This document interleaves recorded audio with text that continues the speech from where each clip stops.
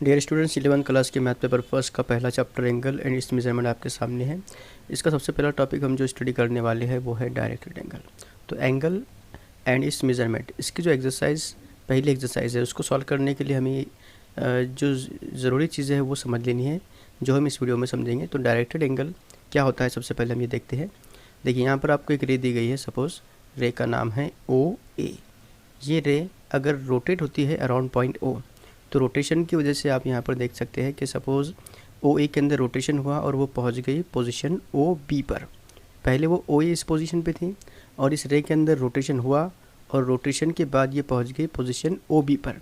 तो यहाँ पर जो एंगल बनता है ओ ए के रोटेशन की वजह से वो कहलाएगा डायरेक्टेड एंगल। यानी जो एंगल रोटेशन की वजह से बनता है, किसी भी रे के अंदर रोटेशन होता है और एंगल बनता है, तो वो एंगल डायरेक्टेड एंगल कहलाता है।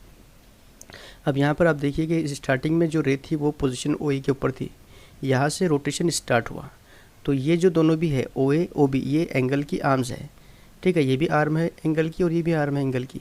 तो यहाँ से आर्म ओ ए से रोटेशन स्टार्ट हुआ तो ये कहलाएंगे एंगल की इनिशियल आर्म। ये आपको याद रखना है कि ये एंगल की इनिशियल आर्म है जहाँ से रोटेशन स्टार्ट होता है, और जहाँ पर रोटेशन होना ख़त्म हुआ, जितनी भी अमाउंट का उसे रोटेशन करना था उतना रोटेशन उसने किया और यहाँ पर उसका जो रोटेशन है वो स्टॉप हो गया और रे ओ ए रोटेट होकर पहुँच गया ओ बी के ऊपर। तो ये जो दूसरी आर्म है जहाँ पर रोटेशन कंप्लीट हुआ या ख़त्म हुआ, वो आर्म कहलाएंगी एंगल की टर्मिनल आर्म। ये आपको याद रखना है, ये एंगल की टर्मिनल आर्म है ओ बी। तो ओ बी एंगल की टर्मिनल आर्म है और ओ ए ये एंगल की इनिशियल आर्म है, और ये जो पॉइंट ओ है ये है एंगल का वर्टेक्स, ठीक है। ये बात है आपको याद रखना है। अब एंगल को लिखेंगे कैसा? आमतौर पे क्या था, जो अभी तक के हमने एंगल पढ़ा है उसमें एक फ़िक्स पॉइंट था, उससे दो रेज निकलती थी, ठीक है। जैसे यहाँ पर रे ओ है और पॉइंट ओ है और यहाँ से रे ओ ए निकली, यहाँ से रे ओ बी निकली, ठीक है। पॉइंट से दो रे निकली और इसने बना दिया एक एंगल। तो इसको हम लिखते थे एंगल ए ओ बी, या फिर इसे हम लिख सकते थे एंगल बी ओ ए, और ये दोनों का मतलब एक ही था। आप एंगल ए ओ बी पढ़े या फिर एंगल बी ओ ए पढ़े, दोनों का मतलब एक ही होता है। लेकिन यहाँ पर ऐसा नहीं है। यहाँ पर एंगल की जो शुरुआत है ये रोटेशन की वजह से हुई। ओ ए के अंदर जो रोटेशन हुआ वहाँ से एंगल बनना शुरू हुआ और ओ बी के पर ये रोटेशन ख़त्म हुआ, तो ओ ए के रोटेशन की वजह से एंगल बना, ठीक है। तो इसका जो हम लिखने का तरीका ऐसा है कि directed angle A O B, इसे हम इस तरह से लिखेंगे और इसका मतलब ये होता है कि ओ जो एंगल है उसका वर्टेक्स है, ठीक है, और जो ओ ए है ये डायरेक्टेड एंगल का इनिशियल आर्म है, ठीक है। ये ओ ए एंगल का इनिशियल आर्म है और ओ बी ये एंगल का टर्मिनल आर्म है। ये मतलब होता है एंगल का। इस तरह से आपको एंगल को लिखना है। यानी आप इस एंगल को डायरेक्टेड एंगल बी ओ ए नहीं लिख सकते, इसको आपको ए ओ बी ही लिखना है, क्योंकि यहाँ पर रोटेशन की शुरुआत रे ओ ए से हुई थी इसलिए। अच्छा, इसके अंदर और एक बात आपको याद रखना है कि जो रे हमको दी गई थी, देखिए इस तरह से रे दी गई थी हमको, रे ओ ए सपोज़ ये दी हुई है और इसके अंदर रोटेशन होगा तब जाके डायरेक्टेड एंगल बनेगा। तो यहाँ हमारे पास दो केस हैं। एक तो ये कि ये जो ओ ए है इसके अंदर जो रोटेशन है वो क्लॉकवाइज हो या फिर इसके अंदर रोटेशन एंटी क्लॉकवाइज हो। ये दोनों टाइप का रोटेशन यहाँ पर हो सकता है, दोनों की पॉसिबिलिटी है। अब हमने ये जो मिसाल ली थी इसके अंदर क्या था, जो पोजीशन थी वो ओ ए के ऊपर थी और इसमें क्लॉकवाइज डायरेक्शन में रोटेशन हुआ था, इसलिए हमको ए ओ बी इस तरह का डायरेक्टेड एंगल मिला। अगर सपोज़ यहाँ पर जो ओ ए है इसके अंदर एंटी क्लॉकवाइज डायरेक्शन में रोटेशन होता और हमको जो है एंगल कुछ इस तरह से मिलता, ठीक है। सपोज़ यहाँ पर ये बी पॉइंट पर मिलता, तो इसको भी हम जाहिर है कि वैसे ही लिखते ए ओ बी, क्योंकि शुरुआत तो यहीं से हुई थी रे ओ ए से। रे ओ ए के अंदर रोटेशन हुआ ओ बी तक के और यहाँ पर हमको एंगल ए ओ बी मिल गया, ठीक है। तो ये दोनों में फ़र्क क्या होगा, यानी कि एक एंगल जो कि ये एंगल जो हमने शुरुआत में लिया था जो कि क्लॉकवाइज डायरेक्शन में रोटेट हुआ, और एक जो एंगल है जो हमने अभी ड्रा किया वो किधर रोटेट हुआ, वो रोटेट हुआ एंटी क्लॉकवाइज डायरेक्शन में, ठीक है। वो एंटी क्लॉकवाइज डायरेक्शन में रोटेट हुआ। तो अभी दोनों में फ़र्क क्या है, एंटी क्लॉकवाइज हो या क्लॉकवाइज हो। इससे एंगल के अंदर फ़र्क क्या पड़ेगा। तो चलिए हम देखते हैं इसे। सबसे पहले आप डेफिनेशन देख लीजिए, जो टेक्स्ट बुक में डेफिनेशन दी है वो कुछ इस तरह से दी हुई है। The order pair of the ray O A O B together with the rotation of ray O A to the position of the ray O B is called directed angle A O B. ठीक है, जो हमने यहाँ पर देखा वही उसकी definition में दिया हुआ है। हम यहाँ पर ये देखने वाले हैं कि क्लॉकवाइज और एंटी क्लॉकवाइज से फ़र्क क्या पड़ेगा। देखिए क्लॉकवाइज क्या होता है, क्लॉकवाइज डायरेक्शन मतलब इस तरह से जो रोटेशन इसके अंदर होगा वो क्लॉकवाइज होगा, और एंटी क्लॉकवाइज जो रोटेशन होगा वो इस तरह से होगा। ये जो क्लॉकवाइज होता है घड़ी के कांटे की सिमत में होता है। जैसे आपने घड़ी देखी होगी ना, यहाँ पर 12, यहाँ पर 3, यहाँ पर 6, यहाँ पर 9, और जो घड़ी के कांटे होते हैं वो 12 से 3, 3 से 6, 6 से 9, 9 से 12 इस डायरेक्शन में रोटेट होते हैं। तो ये जो कांटों का जो रोटेट होने का जो सिमत है, जो डायरेक्शन है वो क्लॉकवाइज कहलाती है। तो अगर रे है वो क्लॉकवाइज डायरेक्शन में रोटेट हुई और एंगल बनाया इसने, सपोज़ इसका जो अमाउंट ऑफ रोटेशन है वो 30 डिग्री है, एक केस ये है। या फिर एक दूसरी जो रे आपको दी गई है उसके अंदर एंटी क्लॉकवाइज डायरेक्शन में रोटेट हुआ, ये क्लॉकवाइज में था, लेकिन जो दूसरा मिसाल हम ले रहे हैं उसके अंदर एंटी क्लॉकवाइज डायरेक्शन में रोटेट हुआ, और इसने भी 30 डिग्री अमाउंट का रोटेशन किया, इसने भी 30 डिग्री अमाउंट का रोटेशन किया, इसने भी 30 डिग्री अमाउंट का रोटेशन किया। लेकिन फ़र्क क्या है दोनों के अंदर, इसने क्लॉकवाइज रोटेशन किया, इसने एंटी क्लॉकवाइज रोटेशन किया। तो दोनों भी 30 डिग्री अमाउंट के रोटेशन यहाँ पर है, लेकिन क्योंकि दोनों की डायरेक्शन अलग अलग है इसलिए यहाँ पर हमको दोनों की साइन अलग अलग लेनी पड़ेंगी। जहाँ पर भी क्लॉकवाइज डायरेक्शन में रोटेशन होता है वहाँ पर आपको नेगेटिव साइन लिखना है, और जहाँ पर एंटी क्लॉकवाइज डायरेक्शन में रोटेशन होता है वहाँ पर आपको पॉजिटिव साइन का इस्तेमाल करना है, जो आमतौर पर हम नहीं लिखते। यानी आप यूँ समझिए कि जो एंगल क्लॉकवाइज डायरेक्शन में रोटेट होकर बनता है उसके लिए आपको नेगेटिव साइन यूज़ करना है। जो भी एंगल घड़ी के साथ होता है उसको नेगेटिव साइन का फाइन देना पड़ता है। ठीक है, तो इतनी बात याद रखिए, क्लॉकवाइज यानी नेगेटिव एंगल, एंटी क्लॉकवाइज यानी पॉजिटिव एंगल। ठीक है, इसके बाद हमको देखना है कि टाइप कौन कौन सी है एंगल की, जो हमको इस चैप्टर में पढ़ना है। सबसे पहले तो हमने जो अभी तक देखा उसके अंदर हमने डायरेक्टेड एंगल के मीनिंग को समझा। पॉजिटिव एंगल और नेगेटिव एंगल क्या होता है, ये जो रोटेशन है उसकी डायरेक्शन पर डिपेंड होता है। क्लॉकवाइज अगर है तो एंगल नेगेटिव, अगर एंटी क्लॉकवाइज रोटेशन है तो एंगल पॉजिटिव। उसके बाद इनिशियल आर्म, टर्मिनल आर्म, इतने पॉइंट हमने देखे। अब हम देखेंगे टाइप ऑफ एंगल। तो टाइप ऑफ एंगल के अंदर हमको जो पढ़ना है उसमें सबसे पहले है ज़ीरो एंगल। तो टाइप्स ऑफ एंगल हम देखते हैं यहाँ पर, टाइप्स ऑफ एंगल्स। सबसे पहला है इसके अंदर ज़ीरो एंगल। तो ज़ीरो एंगल का मतलब उसके नाम से समझ में आता है। ज़ीरो एंगल यानी क्या, जिसका जो अमाउंट ऑफ रोटेशन है वो ज़ीरो है, उसको हम ज़ीरो एंगल कहेंगे। यानी आपको एक रे दी गई है ओ ए, इस तरह की रे दी गई है और इसमें कोई भी रोटेशन नहीं होता किसी भी किस्म का। यहाँ पर इसका इनिशियल आर्म ही इसका टर्मिनल आर्म अगर है, यानी कि इसका इनिशियल आर्म ओ ए है और इसका टर्मिनल आर्म अगर ओ बी है, तो यहाँ पर ओ ए और ए बी एक ही बात है। यानी अगर इसके अंदर किसी भी किस्म का थोड़ा सा भी रोटेशन नहीं हुआ तो इसको हम कहेंगे ज़ीरो एंगल। ज़ीरो एंगल क्योंकि इसके अंदर किसी भी किस्म का रोटेशन नहीं हुआ, ज़रा सा भी रोटेशन नहीं हुआ इसके अंदर। इसका अगर आप पैमाइश करेंगे तो आपको ज़ीरो मिलेगी। अच्छा, दूसरा जो है वो हमको पढ़ना है, वो है one rotation angle. One rotation angle, एक था ज़ीरो एंगल, दूसरा है वन रोटेशन एंगल। दिखने में दोनों भी सेम रहेंगे। देखिए यहाँ पर ये आपको रे दी गई है, सपोज़ ये रे का नाम है ओ ए। अब ये रे रोटेट होती है और इसका जो पूरा की पूरा रोटेशन जो होता है वो 360 डिग्री का होता है, यानी 360 डिग्री तक के रोटेट हो जाती है। पहले 90 पे पहुंच के वो इस तरह से हुई होंगी, 180 पर आई तो वो इस तरह से आपको मिला होगा, 270 पे आपको यहाँ पे इस तरह से मिला होगा, और 360 पे फिर वापस अपनी पोजीशन पे आ गई। जहाँ से शुरू किया था वो वापस घर पर आ गई। तो यहाँ पर आपको ओ भी मिलेगा जो कि ओ ए के ऊपर ही ओवरलैप होगा, बराबर एक दूसरे को ये ओवरलैप करेंगे। तो एक कंप्लीट रोटेशन के बाद में जो एंगल बनता है 360 डिग्री का, आप इसे क्लॉकवाइज समझे या एंटी क्लॉकवाइज समझे। ये उसने एंटी क्लॉकवाइज डायरेक्शन में रोटेशन किया, अगर वो क्लॉकवाइज डायरेक्शन में भी अगर रोटेशन करती तब भी हम इसे वन रोटेशन एंगल कहते हैं, क्योंकि यहाँ पर अमाउंट ऑफ रोटेशन वो 360 डिग्री होना चाहिए, डायरेक्शन कोई भी हो। ठीक है, तो ये था वन रोटेशन एंगल। इसके बाद में है स्ट्रेट एंगल। तो देखिए यहाँ पर हम देखते हैं स्ट्रेट एंगल किसे कहते हैं। तो स्ट्रेट एंगल का मतलब एक तो ये होता है कि जो वन रोटेशन एंगल होता है, वन रोटेशन एंगल उसका हाफ होता है स्ट्रेट एंगल। या फिर आप इसे यूँ समझिए कि अगर किसी एंगल का इनिशियल आर्म और टर्मिनल आर्म दोनों एक दूसरे की अपोजिट डायरेक्शन में हो।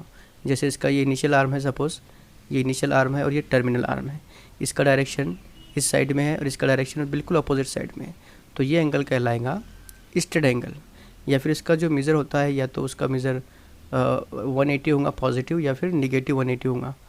ठीक है, यहाँ पर पॉजिटिव 180 डिग्री या फिर निगेटिव 180 डिग्री। ठीक है, इसके बाद में आता है राइट एंगल। तो राइट एंगल आपने इससे पहले भी पढ़ा है। राइट एंगल यानी जिसका जो अमाउंट ऑफ रोटेशन होता है वो 90 डिग्री होता है। ठीक है, इसका अमाउंट ऑफ रोटेशन जो है वो 90 डिग्री होगा। या फिर आप उसे ऐसे भी कह सकते हैं कि जो आपका वन रोटेशन एंगल है, ये वन रोटेशन एंगल, इसका जो 1/4 पार्ट होगा, 1/4, वो कहलाता है right angle. One rotation angle का 1/4 पार्ट जो होता है।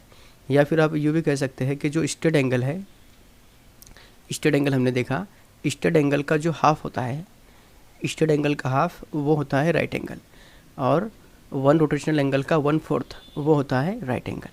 ठीक है, या फिर आप यूँ समझिए कि जिसका अमाउंट ऑफ रोटेशन 90 डिग्री है उसको हम राइट एंगल कहते हैं। आप ये तीनों बात समझिए, तीनों का मतलब एक ही होता है। अब इसके बाद में है एंगल इन स्टैंडर्ड पोजीशन। तो ये थोड़ा ज़्यादा इंपॉर्टेंट है। अब यहाँ पर देखिए कि एंगल इन स्टैंडर्ड पोजीशन क्या होता है। तो इसके लिए आपको वाई एक्सिस और एक्स एक्सिस की ज़रूरत पड़ेगी, यानी कि कोऑर्डिनेट सिस्टम की ज़रूरत पड़ने वाली है। तो कोऑर्डिनेट सिस्टम में आपको मालूम है क्या होता है, यह है एक्स एक्सिस, यह है वाई एक्सिस, ये है एक्स एक्सिस और वाई एक्सिस। ठीक है, लेकिन फ़र्क क्या है इसमें, ये जो है ये पॉजिटिव एक्स एक्सिस है, ये पॉजिटिव वाई एक्सिस है, नेगेटिव वाई एक्सिस, ये पॉजिटिव एक्स एक्सिस, ये नेगेटिव एक्स एक्सिस। यहाँ से लेकर तो यहाँ तक कि ये पॉजिटिव है और यहाँ से लेकर इधर की साइड में ये नेगेटिव एक्स एक्सिस है। तो हम क्या देख रहे हैं यहाँ पर कि एंगल इन स्टैंडर्ड पोजीशन क्या होता है। एंगल इन स्टैंडर्ड पोजीशन ये हमको देखना है, एंगल इन स्टैंडर्ड पोजीशन। तो एंगल इन स्टैंडर्ड पोजीशन के अंदर आपको एक बात याद रखना है, वो ये कि उसका जो वर्टेक्स होता है, सबसे पहली बात, एंगल का जो वर्टेक्स होता है वो होता है ओरिजिन के ऊपर। ठीक है, वो होता है ओरिजिन के ऊपर। ठीक है, इसके बाद में जो उसका इनिशियल आर्म होता है एंगल का, दूसरी बात, एंगल का जो इनिशियल आर्म होता है वो होता है पॉजिटिव एक्स एक्सिस के अलाउंग।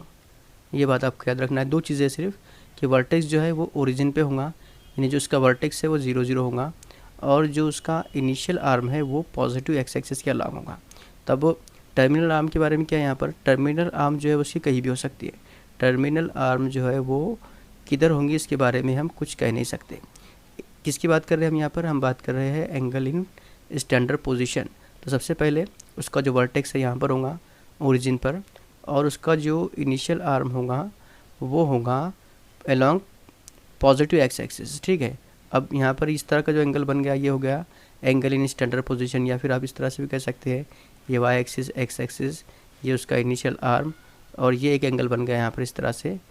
ठीक है, तो ये भी कहलाएगा एंगल इन स्टैंडर्ड पोजीशन। यानी उसके लिए सिर्फ इतना ही ज़रूरी है कि वर्टेक्स उसका ओरिजिन पे होना चाहिए, और जो पॉजिटिव एक्स एक्सिस है वहाँ पर उसका इनिशियल आर्म होना चाहिए। सिर्फ इतनी सी बात आपको इसमें याद रखना है। इसके बाद में आता है क्वाड्रेंट, एंगल इन क्वाड्रेंट। ठीक है, तो एंगल इन क्वाड्रेंट और क्वाड्रेंटल एंगल, ठीक है, दो चीज़ें हमको यहाँ पे देखना है। तो आपने एक्स एक्सिस और वाई एक्सिस के अंदर जो कोऑर्डिनेट सिस्टम पढ़ा था उसमें 4 क्वाड्रेंट हमने देखे थे। ये है एंगल का जो कोऑर्डिनेट सिस्टम है उसका पहला क्वाड्रेंट, ये उसका दूसरा क्वाड्रेंट होता है, ये तीसरा, और ये चौथा क्वाड्रेंट। ये सब आपको पता है। यहाँ पर सब प्लस प्लस आपको मिलता है, यहाँ पर आपको सब निगेटिव पॉजिटिव मिलता है, यहाँ पर निगेटिव निगेटिव, और यहाँ पर क्या मिलता है, यहाँ पे मिलता है पॉजिटिव निगेटिव। इस तरह से ये क्वाड्रेटिक सिस्टम आपने पहले पढ़ा है। तो अभी हम जो देखने वाले हैं वो है एंगल इन क्वाड्रेंट। ठीक है, तो एंगल इन क्वाड्रेंट क्या होता है, एंगल इन क्वाड्रेंट सबसे पहले ये देखेंगे। तो एंगल इन क्वाड्रेंट, इसके अंदर आपको देखना है कि ये होता है, पहले तो एक स्टैंडर्ड एंगल होता है, ये एंगल इन स्टैंडर्ड पोजीशन होता है। पहली बात तो ये एंगल इन स्टैंडर्ड पोजीशन का मतलब क्या है कि इसका जो वर्टेक्स है वो है 0 0, यानी कि ओरिजिन। पहली बात ये। दूसरा ये कि इसका जो इनिशियल आर्म है, इनिशियल आर्म कहाँ पर होगा, इसका इनिशियल आर्म होगा पॉजिटिव एक्स एक्सिस के ऊपर होगा इसका, यानी जो एंगल इन क्वाड्रेंट है इसका इनिशियल आर्म तो हमने फिक्स कर दिया, यहाँ पर हो गया। अब जो इसका टर्मिनल आर्म है, टर्मिनल आर्म इसका ये पहले क्वाड्रेंट में होगा, दूसरे क्वाड्रेंट में होगा, तीसरे में या चौथे क्वाड्रेंट में कहीं पर भी हो सकता है। तो उसको हम कहेंगे कि वो एंगल इन क्वाड्रेंट है, ठीक है, यानी कि वो वाई एक्सिस पर नहीं होगा, एक्स एक्सिस के ऊपर नहीं होगा। वाई एक्सिस और एक्स एक्सिस छोड़कर अगर वो कहीं पर भी है, ठीक है, यहाँ पर भी नहीं होगा और यहाँ पर भी नहीं होगा। तो अगर ये दोनों एक्सिस छोड़कर वो कहीं पर भी है, यानी फर्स्ट में है, सेकंड में, थर्ड में, फोर्थ में, तो वो कहलाएगा एंगल इन क्वाड्रेंट। लेकिन कंडीशन क्या है कि उस एंगल का वर्टेक्स ओरिजिन पे होना चाहिए और उसका initial arm along x axis होना चाहिए, मतलब वो एंगल जो है इन स्टैंडर्ड पोजीशन होना चाहिए, ठीक है। तो उसको हम कहेंगे एंगल इन क्वाड्रेंट। अब जो क्वाड्रेंटल एंगल है वो क्या होता है, फिर ये एंगल इन क्वाड्रेंट है, और जो दूसरा हमको पढ़ना है वो है क्वाड्रेंटल एंगल। तो क्वाड्रेंटल एंगल जो है इसका थोड़ा सा डिफरेंट है, वो भी स्टैंडर्ड एंगल होता है, यानी वो स्टैंडर्ड पोजीशन पे होता है, लेकिन उसका जो टर्मिनल आर्म है वो या तो अलोंग वाई एक्सिस होगा या फिर अलोंग एक्स एक्सिस होगा, इतना ही फ़र्क होता है इसके अंदर। यानी अगर हमने ये एक्स एक्सिस वाई एक्सिस लिया तो क्वाड्रेंटल एंगल का जो वर्टेक्स है वो ओरिजिन पे होगा पहली बात, उसका initial arm along x axis होगा, ये भी सही है, लेकिन उसका टर्मिनल आर्म या तो आपको पॉजिटिव वाई एक्सिस पे मिलेगा, यहाँ पर ये क्वाड्रेंटल एंगल बन जाएगा। अगर यहाँ नहीं है तो वो होगा निगेटिव एक्स एक्सिस पर, ये भी बन जाएगा क्वाड्रेंटल एंगल, या फिर वो मिलेगा आपको निगेटिव वाई एक्सिस पर, ये भी क्वाड्रेंटल एंगल होगा। यानी ये एंगल इस तरह से, या तो ये एंगल है या फिर ये एंगल है या फिर ये वो एंगल बनेगा, या फिर एक वन रोटेशनल एंगल ये भी बन सकता है। तो ये सब के सब है क्वाड्रेंटल एंगल। तो आप फ़र्क समझ रहे होंगे कि क्वाड्रेंटल एंगल क्या होता है और एंगल इन क्वाड्रेंट क्या होता है, ठीक है। इसके बाद में हम देखेंगे को टर्मिनल एंगल, जो बहुत इंपॉर्टेंट पार्ट है इस चैप्टर का। तो देखिए इसके बाद में हम देखने वाले हैं को टर्मिनल एंगल्स। तो को टर्मिनल एंगल्स एक्चुअल में दो एंगल्स होते हैं जो एक दूसरे के को टर्मिनल कहलाते हैं। तो को टर्मिनल होने के लिए यहाँ पर आपको दो कंडीशंस याद रखनी है।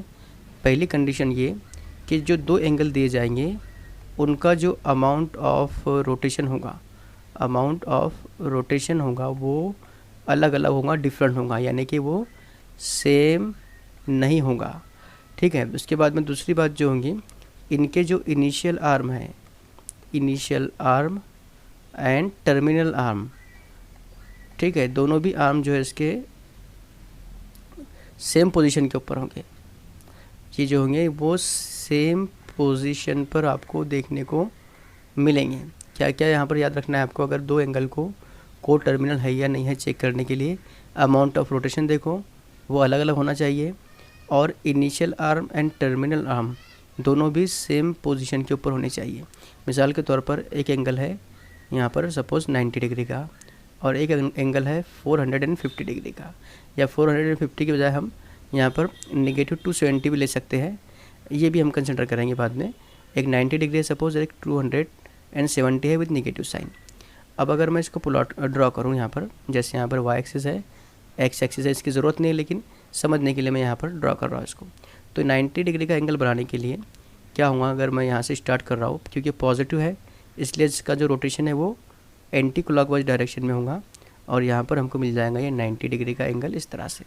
इसका जो इनिशियल आर्म है यहाँ पर रहेगा, और टर्मिनल आर्म जो है ये उसका, यानी ये जो है एंगल का इनिशियल आर्म है, ये इनिशियल आर्म है एंगल का, और ये है टर्मिनल आर्म, ठीक है। इसका टर्मिनल आर्म और इनिशियल आर्म आपने देख लिया, ये दोनों है। अच्छा, अब हम बात करते हैं नेगेटिव 270 की। तो नेगेटिव 270 मतलब क्या कि इसके अंदर जो रोटेशन हुआ वो क्लॉकवाइज डायरेक्शन में हुआ, क्योंकि यहाँ पर नेगेटिव साइन है, तो क्लॉकवाइज डायरेक्शन में कितना हुआ, 270 हुआ। तो ये 90, 180 और 270। तो यहाँ पर इसका इनिशियल आर्म ये है और टर्मिनल आर्म ये है, यानी कि ये जो नेगेटिव 270 है उसका इनिशियल आर्म और टर्मिनल आर्म बिल्कुल सेम है, जो कि 90 का है। 90 का टर्मिनल आर्म यही है, नेगेटिव 270 का टर्मिनल आर्म भी यही है, 90 का इनिशियल आर्म वो भी सेम है, नेगेटिव 270 के जो इनिशियल आर्म है उसके, और इनका जो अमाउंट है वो डिफरेंट है। तो ये जो दोनों एंगल है 90 डिग्री और नेगेटिव 270 डिग्री, ये दोनों एक दूसरे के को टर्मिनल एंगल कहलाएंगे। अब यहाँ पर एक बात आप याद रखिए कि दो जो एंगल होते हैं एक दूसरे के को टर्मिनल, उनके ताल्लुक से कि इनका जो डिफरेंस होगा, क्योंकि इनके इनिशियल और टर्मिनल आर्म सेम है, तो इनका जो डिफरेंस होगा, जैसे एक थीटा है सपोज़, और एक फाई है, दोनों अगर एक दूसरे के को टर्मिनल एंगल है तो उनका डिफरेंस जो हमको मिलेगा वो मिलेगा 360 डिग्री। अगर 360 डिग्री नहीं मिलता तो आपको ये मिलेगा 2 इंटू 360 डिग्री। अगर ये भी नहीं मिलता तो ये आपको मिलेगा 3 इंटू 360 डिग्री, या फिर ये आपको इस तरह से भी मिल सकता है नेगेटिव 360 डिग्री। यानी कहने का मतलब ये है कि अगर दो एंगल एक दूसरे के को टर्मिनल है तो उनका जो डिफरेंस होगा वो होगा इंटीग्रल मल्टीपल ऑफ 360 डिग्री। ये बात आपको याद रखना है। इन शॉर्ट ये कि अगर आपको दो एंगल दिए हुए हैं, एक एंगल है 90 डिग्री, एक एंगल है 270 डिग्री, और आपको ये चेक करना है कि ये दोनों भी एंगल एक दूसरे के को टर्मिनल है या नहीं है बगैर डायग्राम बनाए के, तो आपको क्या करना है, इन दोनों को सब्ट्रैक्ट कर लेना है एक दूसरे से। यानी यहाँ पर हम इस तरह से लिख सकते हैं 90 डिग्री माइनस नेगेटिव 270 डिग्री, तो आपको कितना मिलेगा यहाँ पर 90 प्लस 270 डिग्री, ये माइनस माइनस प्लस होगा, 90 प्लस 270 कितना होगा, तो ये हो जाएगा 360 डिग्री। यानी कि ये एंगल एक दूसरे के को टर्मिनल है। या फिर आप यूँ भी लिख सकते हैं इसको, नेगेटिव 270 डिग्री माइनस 90 डिग्री, तो ये कितना होगा, ये होगा नेगेटिव 360 डिग्री। यानी आपको ये मिल गया। तो ये एक दूसरे का को टर्मिनल है। यानी आप बगैर डायग्राम बनाए के भी चेक कर सकते हैं कि दिया हुआ एंगल को टर्मिनल है या नहीं है। तो ये था को टर्मिनल एंगल की डेफिनेशन। तो इसके बाद हम देखने वाले हैं मेजर ऑफ एंगल। ठीक है, मेजर ऑफ एंगल। आपको यहाँ पर इनिशियल आर्म दी गई थी और इसके अंदर एक रोटेशन हुआ, रोटेशन की वजह से यहाँ पर आपको टर्मिनल आर्म मिलती है। तो ये जो इनिशियल आर्म के अंदर रोटेशन हुआ, इसका अमाउंट ऑफ रोटेशन हमको मेज़र करने के यहाँ पर दो सिस्टम दिए हुए हैं। एक है डिग्री मेज़र, जो आपने इससे पहले भी पढ़ा है 10th क्लास के अंदर या उससे पहले ही क्लासेस के अंदर। और जो दूसरा है वो है रेडियन मेज़र। रेडियन मेज़र को सर्कुलर मेज़र भी कहते हैं। ठीक है, तो रेडियन मेज़र और सर्कुलर, रेडियन मेज़र और डिग्री मेज़र, ये दो चीज़ें हमको यहाँ पर पढ़ना है। तो डिग्री मेज़र के ताल्लुक से आप जानते हैं कि एक कंप्लीट रोटेशन जो होता है, कंप्लीट रोटेशन को अगर हम बराबर के 360 टुकड़ों में डिवाइड करें तो जो उसका 360वां हिस्सा होगा वो कहलाएगा 1 डिग्री। ठीक है, तो 1 डिग्री से इसे डिनोट किया जाता है कुछ इस तरह से। उसे लिखेंगे कैसा, या पढ़ेंगे इसको 1 डिग्री। ठीक है, यानी जो अपना राइट एंगल ट्रायंगल होता है वो होता है 1 रोटेशन का 1/4 पार्ट, यानी कि वो होगा यहाँ पर 90 डिग्री के बराबर। ठीक है, राइट एंगल ट्रायंगल। और उसके बाद में जो स्ट्रेट एंगल होता है, स्ट्रेट एंगल होता है 180 डिग्री के लिए, 180 डिग्री ये होगा स्ट्रेट एंगल। और जो 1 रोटेशन होता है, 1 रोटेशन एंगल वो होता है 360 डिग्री के बराबर, 1 रोटेशन एंगल। ये 3 चीज़ें आपको याद रखना है। इसके बाद में जो 1 डिग्री आपका दिया हुआ है, 1 डिग्री का 16वां पार्ट जो होता है, अगर मैं 1 डिग्री को 60 बराबर पार्ट में डिवाइड करूँ तो जो एक पार्ट मिलेगा वो होगा 1 मिनट के बराबर। ये आपको याद रखना है और इसे लिखना है इस तरह से, ये 1 मिनट है। वैसे आप 1 मिनट को अगर बराबर के 60 टुकड़ों में डिवाइड करें तो आपको जो मिलेगा एक पार्ट वो कहलाएगा 1 सेकंड के बराबर। आपको उसे इस तरह से लिखना है 1 ठीक है, यानी एक रिलेशन ये याद रखिए कि 1 degree is equal to 16 minute, 1 minute is equal to 16 second, and 1 rotation is equal to 360 degree. इतनी बातें आपको याद रखना है। इसके बाद हम बात करते हैं रेडियन मेज़र की। ये सब कुछ आप पिछली प्रीवियस क्लासेस में स्टडी कर चुके हैं। हम देखेंगे यहाँ पर कि रेडियन मेज़र होता क्या है। देखिए, रेडियन मेज़र के अंदर एक सर्कल आपको कंसिडर करना है, रेडियन मेज़र। ठीक है, सपोज़ ये सर्कल है और उसका रेडियस हमने यहाँ पर r कंसिडर किया, ये उसका ओरिजिन O है और यहाँ पर एक पॉइंट A है, और A के बाद हमको एक पॉइंट B इस तरह से लेना है कि A और B का जो डिस्टेंस है, यहाँ पर AB जो आर्क बनेंगी उसका लेंथ बिल्कुल R के इक्वल होना चाहिए। तो एक पॉइंट हमने R डिस्टेंस के ऊपर यहाँ पर लिया B, और क्योंकि OB ये भी रेडियस है इसलिए इसका लेंथ भी R होगा। यानी यहाँ पर क्या क्या बात याद रखना है आपको कि जो आर्क AB है इसकी लेंथ R होनी चाहिए, सर्कल का रेडियस ये भी R होना चाहिए। तो यहाँ पर ये जो सेंट्रल एंगल आपको मिलेगा, ये सेंट्रल एंगल का जो मेज़र होगा वो होगा 1 रेडियन के इक्वल। ठीक है, ये 1 रेडियन कब होगा, जब रेडियस के ही इक्वल अगर आर्क ए बी होंगी तब ये एंगल आपको 1 रेडियन के इक्वल मिलेगा। तो 1 रेडियन की जो अप्रॉक्सीमेट वैल्यू होती है 1 रेडियन इज इक्वल टू होता है 57.3248 डिग्री के इक्वल, ये याद रखना है आपको, ठीक है। इसके बाद में जो सबसे इम्पोर्टेंट चीज़ है वो ये कि जब आप 1 रेडियन को मल्टीप्लाई करते हैं पाई से, पाई की वैल्यू पता है, पाई कितना होता है, पाई होता है 22/7 या फिर 3.14।